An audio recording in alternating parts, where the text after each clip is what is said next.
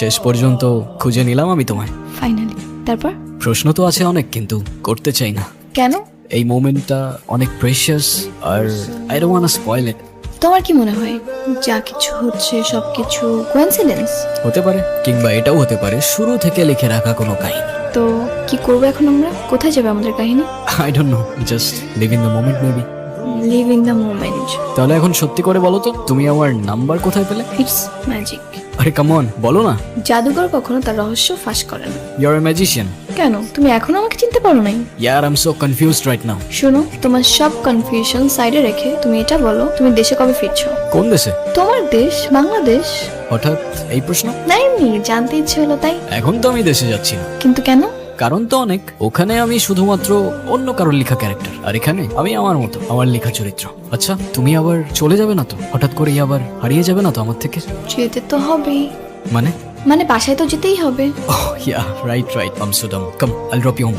কি রে আদনান, কি হচ্ছে তোর? মনটা খারাপ লাগছে কেন? কিছু না মা, এমনি ভালো লাগছে না। চিন্তা করিস না বাবা, সব ঠিক হয়ে যাবে। আমি দোয়া পড়ে দেব। শোন, নিজের যত্ন নিস। হ্যালো, কে? আমি।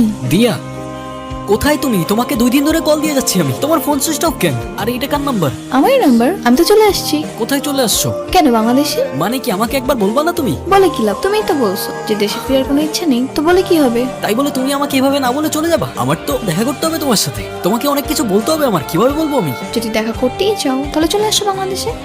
কোথাও যাচ্ছিস? চলে যাচ্ছি মামা, কোথায় যাচ্ছিস? বাংলাদেশে। সব ঠিক আছে তো বাবা? সব ঠিক মামা, আর যেটা ঠিক নাই সেটা ঠিক করতে যাচ্ছি। মা, কি রে, কেমন আছিস? এই তো ভালো। বাবা, তুমি কেমন আছো? বিন্দাস আছি আমি। তোর কি খবর? আসতে কোনো অসুবিধা হয়নি তো? কোনো অসুবিধা হয় নাই মা, আমি সত্যি সত্যি আসছি। দেখতেই তো পাচ্ছি তুই সত্যি সত্যি এসেছিস। মানে কি, আমি এত বছর পরে আসলাম আর তোমাদের কিচ্ছু মনে হচ্ছে না? কেন মনে হবে? এতদিন আমাদের কথা মনে হচ্ছে তোর? আমার তোমাদের কথা প্রত্যেকটা দিন প্রত্যেকটা সেকেন্ড মনে পড়ে। তা না হলে কি 3666 কিলোমিটার বাড়ি দিয়ে তোমাদের সাথে দেখা করতে আসতাম? আর নাটক করতে হবে না। দেওয়ার জন্য হলেও শেষমেশ তোকে দেশে ফিরতে হলো। তবুও ভালো যে শেষ পর্যন্ত সে দেশে এসেছে। সামনের ঈদের আগে কিন্তু তোকে আর যেতে দিচ্ছি না। ডোমারি বাবা, এবারে ঈদ তোমাদের সাথেই হবে। এসব যে তোমার প্ল্যান ছিল আমি 1 সেকেন্ডের জন্যও বুঝি না। বুঝতে পারলে কি আর তোমাকে এত সহজে দেশে আনা যেত? তুমি একবার বললেই তো আমি চলে আসতাম। আমি বলতাম আর তুমি অমনি দেশে চলে আসতা। মেবি হ্যাঁ, মেবি না। তারপর প্ল্যান কি? কবে কথা বলতেছি আমরা? কোন বিষয়ে? Marriage, what else? সামনের মাসে তো আমার বিয়ে, এজন্যই তো তাড়াহুড়ো করে দেশে চলে আসলাম। মানে কি? আসলেই। এই তুমি কি আমার ক্লাস নিচ্ছ? দেখো, অযথা এসব বিষয়ে মজা করো না এখন প্লিজ।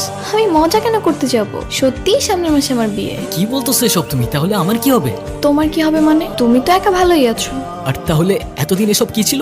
ওটা তো শুধু আন্টির জন্য। আন্টি তোমার জন্য কষ্ট পাচ্ছিল, সেই জন্য। তুমি এ বিয়ে ক্যান্সেল করে দাও। আমি তোমার জন্য দেশে আসছি দিয়া। তুমি বলো তুমি রাজি না, ব্যাস। কিন্তু আমি তো রাজি। আমি কেন না করতে যাব? তুমি আমাকে ভালোবাসো আর আমি তোমাকে। এখন এসব কি বলতেছো তুমি? আমি তোমার এসব কথার অ্যান্সার দিতে একদমই ইন্টারেস্টেড না। আর তুমি প্লিজ আমার থেকে দূরে থাকো। আমি ইউকে থেকে জাস্ট তোমাকে বিয়ে করার জন্য আসছি। তুমি অনেক লাকি, আমার সাথে তোমার বিয়েটা হচ্ছে। আচ্ছা, ভালো কথা। তোমার নেকলেসটা কই? আমি যে তোমাকে দিলাম। এমনি। এমনি পরনি, এটা কোনো কথা?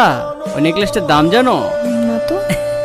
না জেনে ভালোই করছো, কারণ জানলে হয়তো তোমার মাথাটা ঘুরে যেত। It's 10,000 pound. আর এটা আমার কাছে কোনো ব্যাপারই নেই, ইউ নো। এই গাধাটাকে বিয়ে করবো তুমি? তুমি এখানে কেন আসছো? আমি আসছি কারণ আছে তো। আরে ওদিকে না, শোনো, এদিকে শোনো। দেখো, এখনো সময় আছে। তুমি তোমার প্যারেন্টসকে বলো তুমি এই বিয়েতে রাজি না, ব্যাস ঝামেলা মিটে যায়। আমি এসব কিছু বলতে পারবো না। আরে এর সাথে থাকতে পারবে না তুমি, তুমি বুঝতেছো না? আরে শোনো, সোফায় বসে টিভি দেখতে থাকলেও সোফার দাম বলতে বলতে পাগল বানায় ফেলবে তোমার। তুমি না বলতে পারলে আমাকে বলো, আমি ওকে তাড়ানোর ব্যবস্থা করতেছি। No Adnan, stop. তুমি সব কিছু করবা না।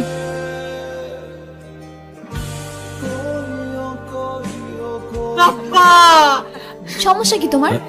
আমি তোমার কি ক্ষতি করছি বলো? আমি আবার কি করলাম? আমি তো উল্টা হেল্প করলাম তোমার। লাগবে না তোমার হেল্প। তোমার লাইফ তো ঠিকই চলতেছে। তুমি আমার লাইফে এসে কেন ঝামেলা করতেছো আদনান? আমি তো সেদিন সবকিছু তোমাকে বলে দিয়েছি।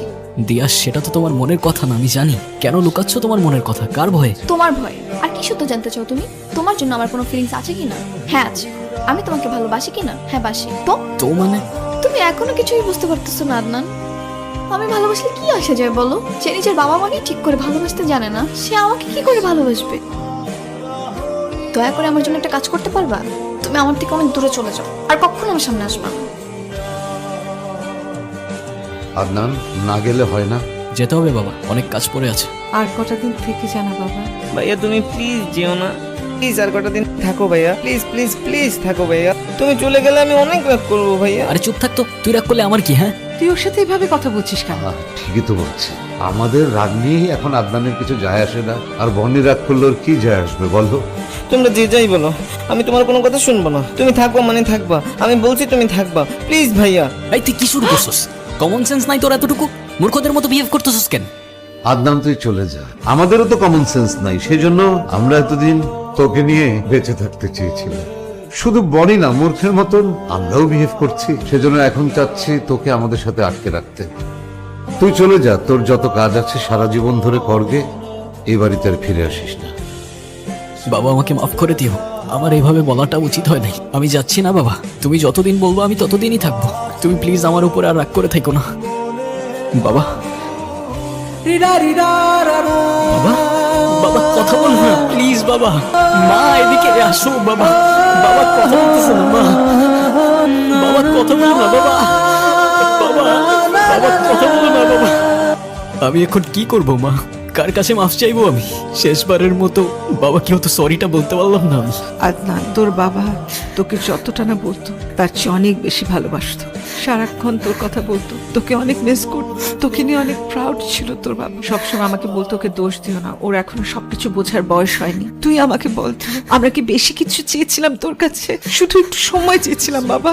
আমি বুঝতে পারিনি মা, বিশ্বাস করো আমি বুঝতে পারিনি। আমি বুঝতে পারিনি তখন।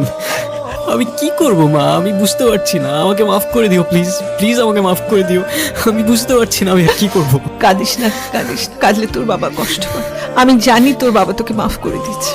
ওই মেয়েটা কয়েকবার এসেছিল, আদনান তুই ওর সাথে একটু কথা বলিস তো। আর তোর যখনই ইচ্ছা করে তুই তখন চলে যাস, আমার কথা ভাবিস না। আমি ঠিকই থাকবো, বিশ্বাস কর। আমি আর যাচ্ছি না মা, আমি এখানেই থাকবো তোমার কাছে। আমার সেদিন তোমাকে ওভাবে বলাটা উচিত হয়নি। আমি তোমাকে সরি বলতে চাচ্ছিলাম। আমি সরি। আরে সরি তো আমার বলা উচিত, তোমাদের সবাইকে। নিজের ভালোবাসার খোঁজে যারা আমায় ভালোবাসতো তাদেরকেই সময় দিতে ভুলে গেছিলাম। আমি ভাবতাম ফ্যামিলি, বাবা মা, তাদের জন্য তো সারা জীবন পড়েই আছে, কিন্তু এটা বুঝতে পারিনি যে কোনো কিছুর জন্যই সারা জীবন পড়ে থাকে না। কিছু বাস্তবতা না চাইলেও মেনে নিতে হয়। মেনে নিচ্ছি তো, কিংবা নেওয়ার চেষ্টা করছি। এরপরের প্ল্যান কি? এই তো এখানেই, কিংবা মাকে নিয়ে চলে যাব। তোমার বিয়েটা কবে করছো তাহলে? বিয়েটা আর কিভাবে করছি বলো? যাকে বিয়ে করতে চাচ্ছি সেই তো পালিয়ে যাওয়ার প্ল্যান করছে। হাসছো কেন? এমনি। কারণ তো একটা আছেই। বলো বলো, এত হেসে লাভ নেই। তোমাকে আর যেতে দিচ্ছি না, বুঝছো?